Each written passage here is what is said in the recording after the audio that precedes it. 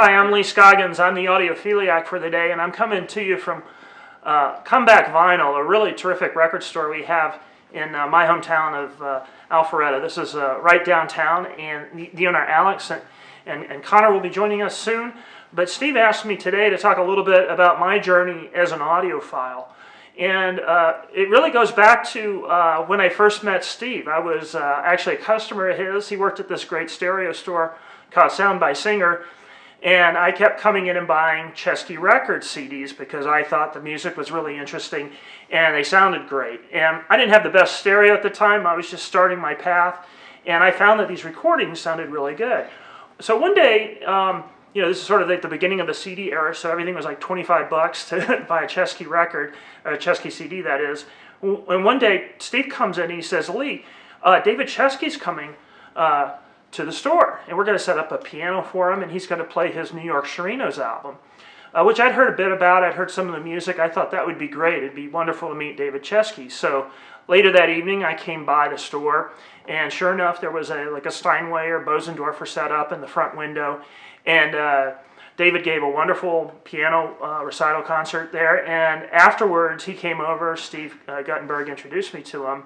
And David said, hey, and we're doing this, I know you live in the West Village, we're doing this recording at the Village Gate with Clark Terry. Would you like to come by? And I said, I'd love to. And he says, I'll tell you what, I'll put you on the list, so we'll get you in free, and just show up around 8 or so. So I did. It was a recording session they did with a live audience.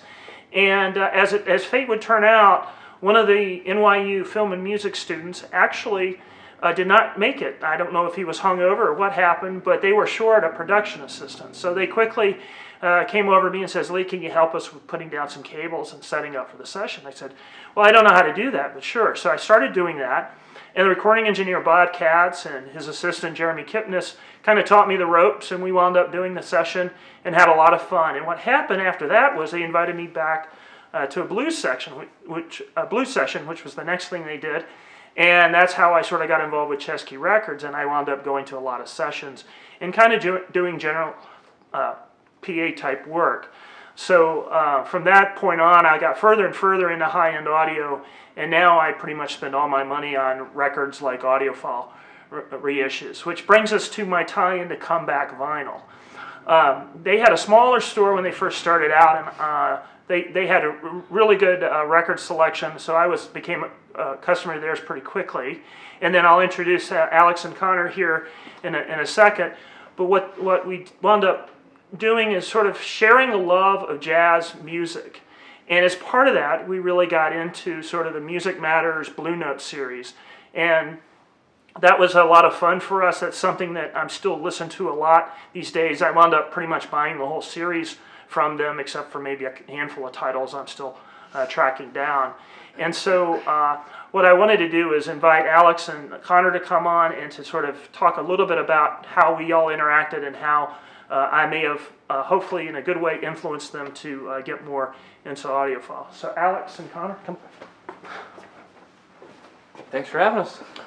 Thanks, Alex. Can you just talk a little bit about how y'all got really interested in jazz? And I think I was maybe jawboning at some point about these great audiophile reissues. And even though they were expensive, if you could, pick out a couple of your favorite albums, you'd really appreciate the sound quality. Sure. So I think that the audiophile thing kind of started for us with, we started getting a few analog productions, Blue Note 45s in.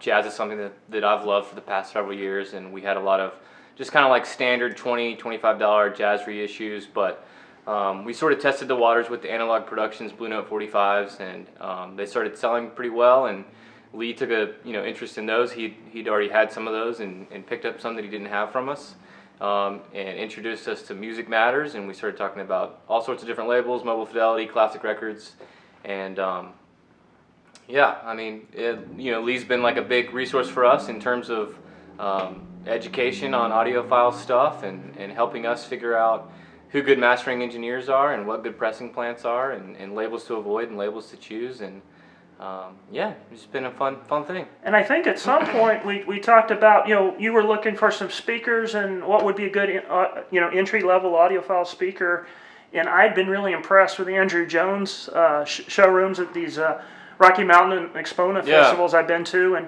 I think we wound up maybe even one night going to Hi-Fi Buys to listen to, maybe, was it the Towers we listened to? Yeah, there? the Dante Towers. Yeah, super fun event at our local Hi-Fi store, Hi-Fi Buys in Buckhead, and phenomenal speakers. They're on my wish list.